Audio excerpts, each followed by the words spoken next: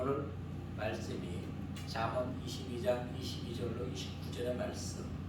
주제가 자본주의의 정신과 직업윤리의 기원입니다. 그리고 부제로 직업윤리를 저버린 권력자들이라고 첨언하였습니다. 어느 정당의 대변인이 말하기를 대한민국의 민주주의는 획기적으로 발전했다고 얘기합니다. 그러면서 퀴어 축제, 즉 성소수자들의 축제를 반대하는 것은 자유주의를 역행하는 것이다 라고 얘기하는 것을 TV 토론에서 얘기를 듣고 할 말을 잃었습니다. 그래서 열린민주당의 김성애 대변인이 한 얘기에 대응할 가치를 느끼지 못했기 때문에 이 시간 제 입을 닫도록 하겠습니다. 오늘 주제가 자본주의의 정신과 직업윤리의 기원이라고 했습니다. 그리고 부제로 직업윤리를 저버린 권력자들이라고 했습니다. 직업윤리에 대해서 독일의 사회학자 막스 베버는 1864년생입니다. 막스 베버는 말하기를 정직해야 하고 친절해야 하며 절제해야 하고 이웃이 믿을 수 있는 지역사회의 일원으로 활동해야 신뢰받는 상인으로서 많은 돈을 벌 수 있다고 했습니다. 그리고 그는 이어서 얘기하기를 돈에 대한 욕심은 인류의 공통이지만 경건한 태도로 돈벌이에 임해야 한다고 충고하는 것까지도 아끼지 않았습니다. 정직하게 돈을 벌으라는 것입니다. 이어서 이 같은 현상은 오직 서구의 근대에서만 발견되는 현상이라고 하면서 베버는 이와 같은 사고방식을 자본주의의 정신 혹은 직업윤리로 규정했던 것입니다. 그리고 그 기원을 기독교에서 찾았습니다. 예컨대 벤저민 프랭클린, 미국 건국의 아버지입니다. 그는 대체 왜 사람들에게서 돈을 짜내야 하느냐는 질문을 받았을 때 그 아버지가 가르쳐준 성경 구절로 답변을 했다고 합니다. 그 말씀이 오늘 본문의 29절의 내용입니다. 내가 자기의 일에 능숙한 사람을 보았느냐? 이러한 사람은 왕 앞에 설 것이요 천한 자 앞에 서지 아니하리라는 말씀으로 대언을 했다고 합니다. 질문에 답변을 의역해 본다면은 자신에게 주어진 것에 충실한 자가 큰 일을 감당할 수가 있다는 것입니다. 아주 명쾌한 답변인 것이죠. 또한 세무 공무원들이 벤저민 프랑클린을 제일 좋아한다고 합니다. 왜? 그가 한 말 중에서 보면은 이 세상에서 죽음과 세금 말고는 아무것도 확실한 것이 없다라고 했습니다. 또한 그에 져서 덕의 기술을 보면은 한국 최고 경영자들이 좋아하는 책 중에 하나로 추천하는 것입니다. 세속을 탐하기 시작하면 끝이 없다. 돈 없음을 걱정하지 말고 덕 없음을 걱정하라고 하였습니다. 오늘날 우리가 무엇 때문에 걱정합니까? 덕이 없는 것 때문에 걱정합니까? 아니요, 덕은 없어졌습니다. 돈 없어 걱정합니다. 돈이 없어서. 조금 전에 예배 전에 얘기했지만 목사가 돈이 없는 것이 사모님 돈이 많다고 합니다. 예, 돈 없어 걱정하지 마십시오. 덕이 없음을 걱정해야 되는 것입니다. 자, 기원이 어찌됐든 직업윤리는 사회를 지탱하는 힘이 되는 것입니다. 2021년 대한민국 분명히 자유주의의 국가입니다. 그리고 자본주의 체제를 택하고 있습니다. 코로나 독자가 되어서는 안 된다는 것입니다. 17만 분의 1로 뽑힌 이 어리석은 자들이 5천만 명이 타고 있는 대한민국호를 과거 산업공상의 시대로 되돌리고 있습니다. 그리고 그 시대로 돌아가기 위해서 배의 키를 잡고 나라를 지금 식물 위기로 만들어가고 있다는 것입니다. 대한민국 국민의 신분으로 또한 하나님 나라 천국 백성의 신분을 소유한 성도는 맡은 바 자기 일에 최선을 다하며 직업 윤리를 반드시 확보해서 어디에 가서든지 국민으로서 성도로서 부족한 없는 삶을 살아가시기를 주님의 이름으로 축복합니다. 아멘. 첫 번째 우리에게 들려준 말씀은 약한 자에게 폭력을 가하는 비열한 자의 결말에 대해서입니다. 22절의 말씀을 봅니다. 시작. 약한 자를 그가 약하다고 탈취하지 말며 공고한 자를 소문에서 압제하지 말라. 아멘. 여기서 약한 자 그리고 공고한 자란 억울한 일을 당해도 호소할 길이 없는 사회적 약자를 의미합니다. 교회가 사회적으로 강자일까요?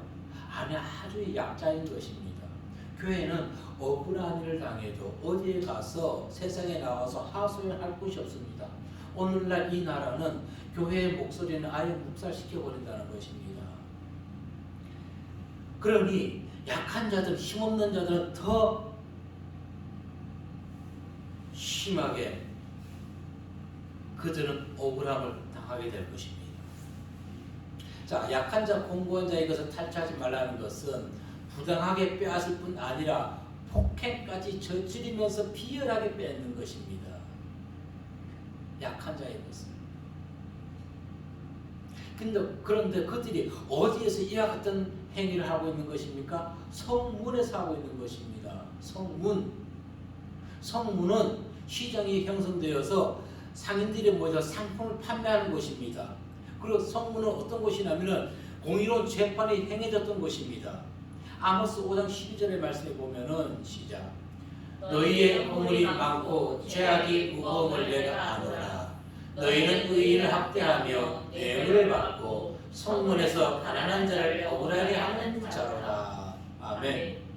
오늘 22절에서 얘기했지만 성문에서 이와 같은 행위를 벌이고 있고 아모스 5장 12절 말씀에 보니까 더욱 분명한 것을 보여주고 있는 것입니다. 이와 같은 공의로운 장소에서 자신보다 힘이 없는 자들의 것을 탈취하고 가난하고 비천한 자들의 억울함을 공정하게 판단해 주어야 할 법정이 오히려 성문에서 악을 조장하고 있다는 것입니다. 여러분, 만약 우리가 죄를 졌어요. 근데 나는 이 사람한테 이 법관에 내 죄를 심판받기 싫어.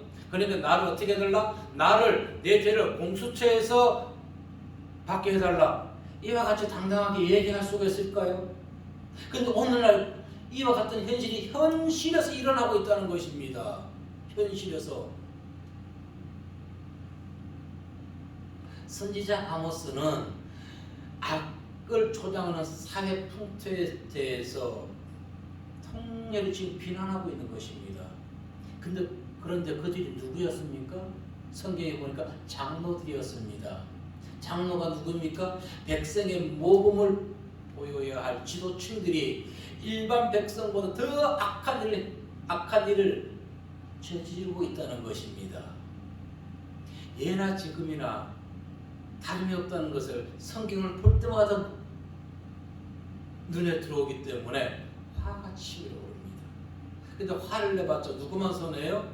악을 저지른 지도층이 문제가 아니라 제 마음만 상하게 되는 것입니다. 자유민주국가에서 오너에게 경제활동에 참여하지 못하게 한다면 그 기업은 도산하게 되는 것입니다.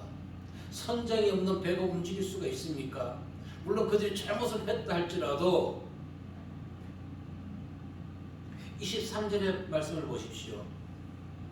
대저 여호와께서 신원하여 주시고 또 그를 노력하는 자의 생명을 빼앗으리라. 아멘. 자, 오늘날 악을 행하는 지도층들을 보면서 화가 나지만 23절의 말씀이 주의 마음에 위안을 줍니다. 그들은 뭐 할 것이다? 여호와께서 그들의 생명을 빼앗게 된다는 것입니다. 아멘. 네. 하나님께서 힘을 가진 자가 약한 자의 것을 탈취하고 비천한 자의 성사를 뭉개버리는 비열한 행동에 대해서 심판하시는 이유는 무엇일까요? 약자에게 특별히 관심과 애정을 가지고 있는 것도 사실이지만 근본적 심판의 이유는 인간의 탈을 쓰고 도저히 해서는 안 될 비열한 행동이기 때문에 그들을 심판하는 것입니다. 시편 72편 4절 말씀에 보면은 시작. 그가 가난한 백성의 억울함을 풀어주며 궁핍한 자의 자손을 구원하며 압박하는 자를 꺾으시로다. 아멘. 우리는 이 땅을 살아가면서 재물이나 지위 혹은 권력이나 지식 등에 있어서 내가 타인보다 우월하다고 나보다 못한 자들을 억압하고 탈취하고 해서는 안 된다는 것입니다. 그런데 이 시대는 그와 같은 일이 비일비재하게 일어나고 있는 것이고 그와 같은 억울한 일을 당해도 권력을 이용해서 재물을 이용해서 다 막아버리는 것이 오늘날의 현실이라는 것입니다. 서두에 잠시 언급했습니다. 대한민국은 1000년 전 사농공상으로 돌아가고 있다는 것입니다. 1000년 전 고려시대 그리고 조선시대로 돌아가는 것입니다. 선비시대 농민, 기술인, 상인 선비가 모든 것을 좌지우지하고 상인이 가장 천박한 자리에 있었던 것입니다. 사농공상의 시대로 돌아간다는 것입니다. 그래서 작금의 사태를 보면 대한민국 미래를 걱정하는 지식인들은 이렇게 얘기합니다. 지금의 정치를 뭐라 얘기한다? 코로나 독재라고 얘기한다는 것입니다. 코로나 독재. 그렇게 인터넷 보면 논평하는 자들이 여럿이 있습니다. 세상과 국제 정세는 하루가 다르게 변해가는데 대한민국의 현실은 박정희 정권에서 깨부순 산업공상의 시대로 돌아가고 있는 것입니다.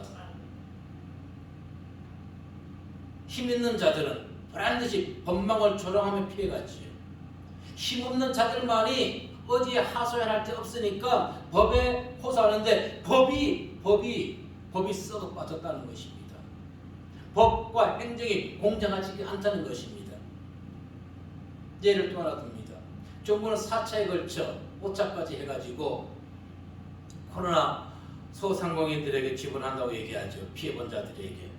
그리고 재난지원금을 마구마구 뿌려대고 있는 것입니다.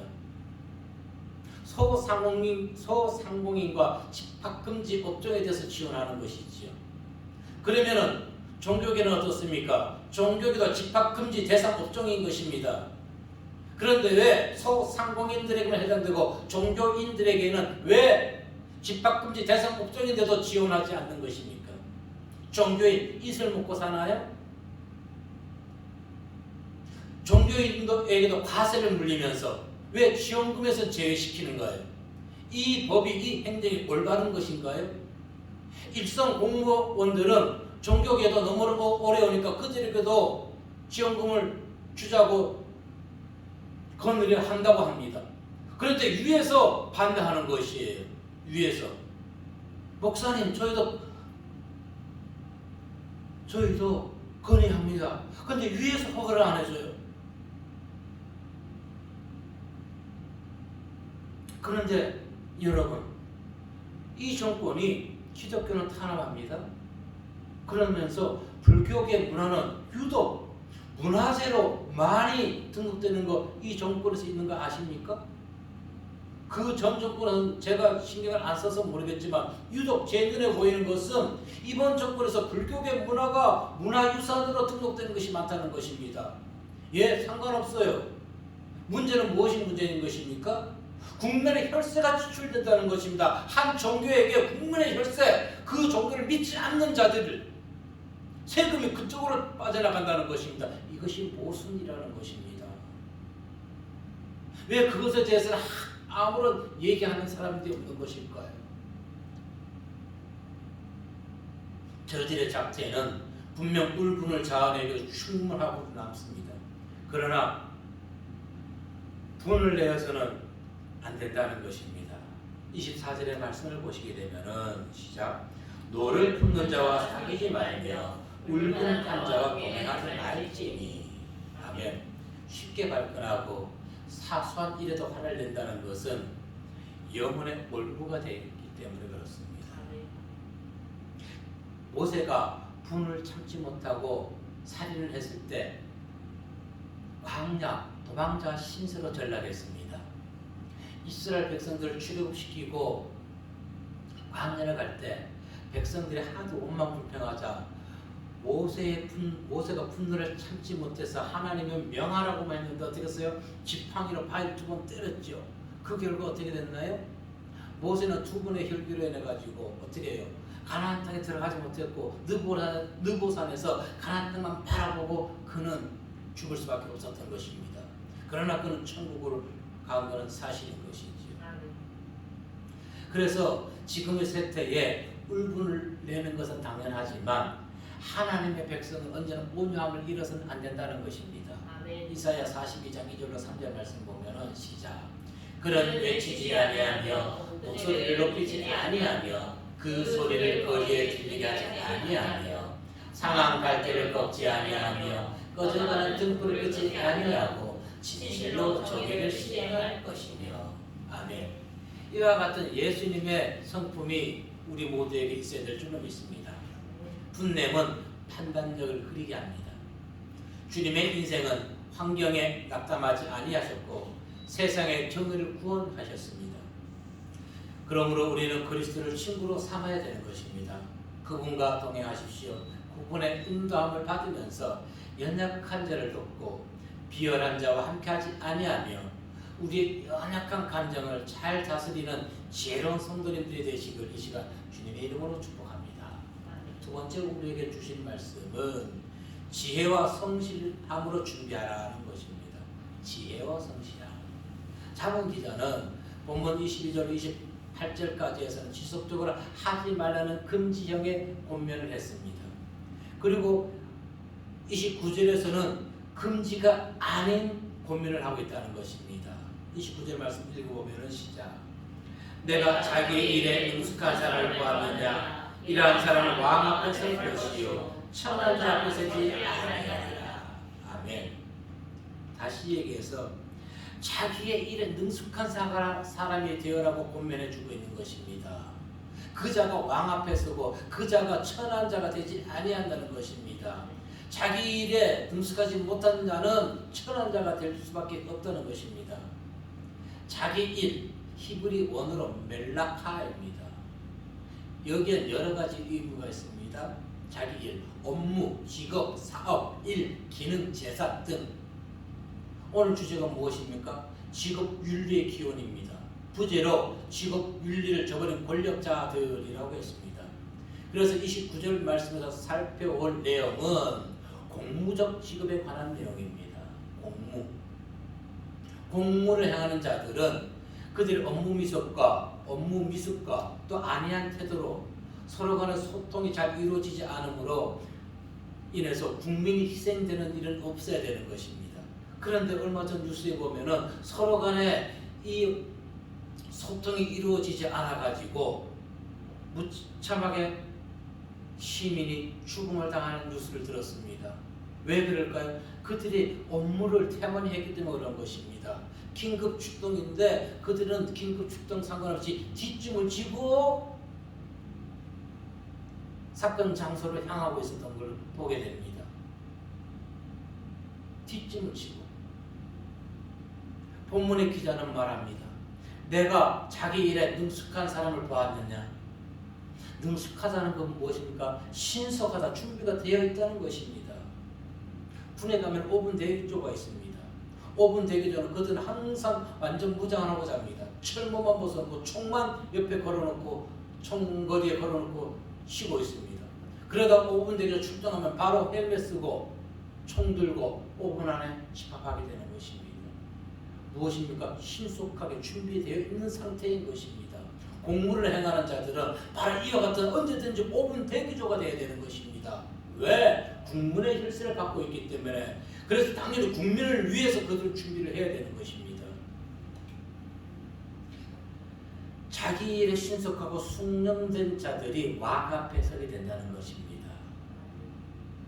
왕, 히브리어로 멜레크입니다. 왕, 멜레크. 오늘 이 단어의 의미는 왕 한 사람에 국한되는 것이 아닙니다. 성경이 쓰여질 때 정치적 배경과 달리 오늘날의 시민 정치 시대에서는 이 멜레크란 단어가 보다 광범위하게 사용되는 것입니다. 즉 우두머리를 얘기하는 것입니다. 사령관, 장관, 지휘관, 공직자와 관리들, 그 부서장, 책임자들을 얘기하는데 그 모든 용어가 멜레크로 사용하고 있다는 것입니다. 그래서 국민의 혈세를 받으며 권력자의 자리에 있는 자들은 항상 부지런해야 됩니다. 열왕기상 11장 28절 말씀에 보면은 시작. 이 사람 여로보암은 큰 용사라. 솔로몬이 이 청년의 부지런함을 보고 세워 요셉 족속을 강력하게 하였더니. 아멘. 여기서 무슨 얘기를 우리는 교훈 삼을 수 있을까요? 여로보암의 부지런함을 봐야 되는 것입니다. 솔로몬은 여로보암의 부지런함을 보고 그를 책임자로 세웠던 것입니다. 29절 말씀처럼 여로보암은 자신의 일이나 사명에 능숙해 있었다는 것입니다. 준비가 되어 있었다는 것입니다. 이처럼 주권자는 사람을 보는 안목이 있어야 되는 것입니다. 내 이념이나 사상이 아닌 저 사람이 업무에 합당하게 준비되어 있는지를 발탁하고 그를 임명해야 되는 것이지, 그래야지만 나라가 부강해지게 되는 것입니다. 아멘. 아멘입니다. 솔로몬이 예루살렘을 부강하게 부흥시켜 있었던 것은 솔로몬 한 사람의 능력이 아니라는 것입니다. 여로보암처럼 준비되어 있는 훌륭한 인재들을 적재적소에 배치했기 때문에 그 나라가 이스라엘 예루살렘이 부강할 수 있었던 것입니다. 그리고 훌륭한 인재를 그 자리에 앉았으면 간섭하지 않는 것입니다. 근데 오늘날은 얼마나 간섭을 많이 합니까? 간섭하잖아요. 그리고 자신들의 입맛에 맞지 않으면 어떻게 해요? 또 내쳐버리잖아요. 속된 말로 왕따 시켜버리잖아요. 이것이 지금 법을 집행하는 위정자들이 하고 있다는 것입니다. 이것이 어떻게 올바른 자유 대한민국의 현실이 되어야 되는 것입니까? 산업공상으로 흘러가고 있는 것이지요. 자, 6.25 전쟁 때 낙동강 전투를 승리로 이끈 자가 누굴까요? 3지, 4지 선대영 해볼까요? 백선엽 장군, 유엔군, 미팔군 사령관, 워커 장군, 그리고 이름 없는 호국 영령들. 누굴까요? 낙동강 전투를 승리로 이끈 자들. 그런데 우리는 호국 영령들은 잘 기억하지 못합니다. 누구를 기억합니까? 백선엽 장군을 기억합니다. 아니요. 그러면 솔로몬 왕은 기억하지만 그 부하들 이름은 잘 기억하지 못합니다. 사람들이. 이와 같은 것입니다. 당시에 낙동강 전투에는 책임자가 백선엽 장군이었기 때문에 지도자가 그의 이름이 드러나는 것이지, 낙동강 전투를 승리로 이끌 수 있었던 것은 나 공산당과 맞서 싸워서 나의 몸을 초배와 같이 불사하는 호국 영령들이 있었기 때문에 백선엽 장군이 이름이 역사에 기록 남는 것입니다. 그래서 백선엽 장군이 아니라 자기 일에 충실한 자들, 내 직무가 뭔지를 알아야 되는 것입니다. 창세기 39장 11절에 보면은 이런 말씀이 있습니다. 그러할 때에 요셉이 그의 일을 하러 그 집에 들어갔더니 그 집 사람들은 하나도 거기 없었더라.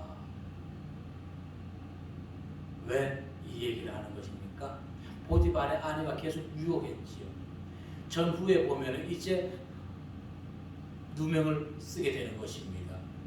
만약 요셉이 가정총무로서 자신의 자리를 망각했다면 그는 노예였던 그는 애굽의 총리가 될 수 없었던 것입니다. 가정총무로서 자신의 직업의 위치를 알았기 때문에 애굽 총리가 될 수 있었던 것입니다. 과거가 깨끗했기 때문에. 오늘날 보세요. 과거에 잘못된 행실로 인해 가지고 오늘날 얼마나 많은 사람들이 피해를 보고 있습니까? 장관들도 마찬가지겠지요. 장관직에 오르는 사람들 계속 반대편에서 무슨 얘기를 하잖아요. 뭐 불법하고 세금 안 내고 뭐 주처딱지 안 내고 뭐 그런 많이 있잖아요. 그런데 이 나라는 29명째 장관을 다 그냥 임명시켰습니다. 왜 그들이 그와 같은 구설수도 아니지요. 그와 같은 어려움을 당하는가요? 요셉과 같이 자기의 직무, 자기의 본분을 잊어버리고 생활했기 때문에 그렇다는 것입니다. 오늘날 요셉의 천년결백함, 이 나라의 권력자들이 요셉의 행동을 본받고 본받아야 되는 것입니다. 자신들의 행동을 살피고 자신들에게 주어진 일에 게을리해서는 절대 국민에게 인정받지 못합니다. 잠언 18장 9절의 말씀을 보면은 시작. 자기의 일을 게을리하는 자는 회개하는 자의 형제니라. 아멘. 게으른 자는 그럴 수밖에 없는 것입니다. 자, 사공이 많으면 배가 산으로 갔다 그러지요. 예, 딱 맞는 얘기입니다. 틀린 얘기 하나도 없습니다. 17만 명 중에 한 사람 뽑힌 자들이 이 나라에는 너무너무 많다는 것입니다. 그러니 국민과 나라를 위해서 일하기보다는 자신들의 사상이나 이념에 도취되어서 밥그릇 싸움의 혈안이 되어 있습니다. 국민들과 상관없는 정책으로 국민들을 화나게 하고 이 나라 경제를 어지럽히고 있다는 것입니다. 그래서 조금 전에 계속 강조했듯이 이 나라 현실을 산업공상 과거의 시대로 회귀시키고 있다는 것입니다. 그러면은 60만 명 중에 한 사람으로 선택받아서 나라를 이끌어가는 미국은 어떻나요? 국회의원이 부족해서 미국이 지금 제대로 안 돌아가나요? 아니요. 그래서 세계 최대 강국을 이루고 있습니다. 우리나라는 17만 명 중에 하나지만 미국은 60만 명 중에 하나입니다. 미국의 예로 든다면 그러면 우리나라는 몇 명만 있으면 되냐? 85명만 있으면 대한민국 충분히 운영된다는 것입니다. 즉 210여 명은 잘라놔도 된다는 것입니다. 미국의 기준점으로 본다면. 그래 더 일을 열심히 해야 되겠지요.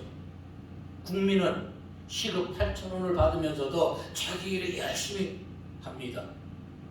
그런데 이 코로나19로 인해서 시급 8,500원 받는데도 그 일자리가 없습니다. 국민의 혈세를 수십억씩 받아가면서 그들은 하는 일이 무엇이 있나요? 이것은 그냥 넘어가야 될 문제가 아닙니다. 젊은이들은 점점 줄어드는데 그들에게 세금은 비용은 점점 많이 지출되고 있다는 것입니다. 그것부터 해결을 해야 되는 것입니다. 제가 그들의 급여까지 다 파헤치려다가 지금 이 시간에 할 필요는 없겠죠. 그래서 안 했습니다. 아니 혈세를 받아가면서 나라를 위해서 국민을 위해서 잘하면 괜찮습니다. 그들이 하는 것이 뭐 있나요? 과거 사건들에서 자꾸 문제만 일으킵니다. 전혀 우리 국민들의 현실에 맞지 않는 법을 가지고 싸우고 있다는 것입니다. 혈세를 내지 말자고 할 수도 없는 것이고, 만약에 일반 기업이 저들과 같은 능력 없는 싸움박질만 하는 자들을 채용했다면은, 혹 채용하는 회사가 있다면은 그 회사는 가장 빠르게 도산되는 기업이 될 것입니다. 무슨 얘기하는 것입니까? 아무 쓸데도 없는 자들이라는 것입니다. 지금 이 시간 하고 싶은 말은 이겁니다. 권력자들이 직업 윤리를 회복하라는 것입니다. 내가 무엇을 해야 되는지 최소한의 기본적 양심을 가지고 있으라는 것입니다. 그래서 성경을 보면 볼수록 이 나라의 미래가 걱정이 되는 것입니다. 왜? 미래는 현실로 인해서 이루어지는 거기 때문에 그렇습니다. 다시 말해 현실의 삶이 미래를 결정하는 것입니다. 우리는 미래를 걱정해야 됩니다. 현실을 바라보면서. 그러기 위해서는 현실을 빠르게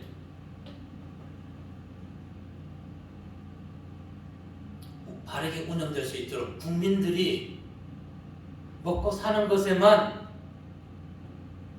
빠져 있어서는 안 된다는 것입니다. 자신들의 기득권을 빼앗기지 않기 위해서 국민의 혈세를 아무렇게 제재 없이 지출하는 것은 나중에 국민은 세금 폭탄을 맞게 되는 것입니다. 왜 그걸 모르는 것일까요? 경고합니다. 저들에게 이사야 선지자의 말을 이용해서 말입니다.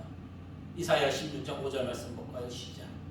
다윗의 장막에 인자함으로 왕위가 굳게 설 것이요 그 위에 앉은 자는 충실함으로 판결하며 정의를 구하며 공의를 신속히 행하리라.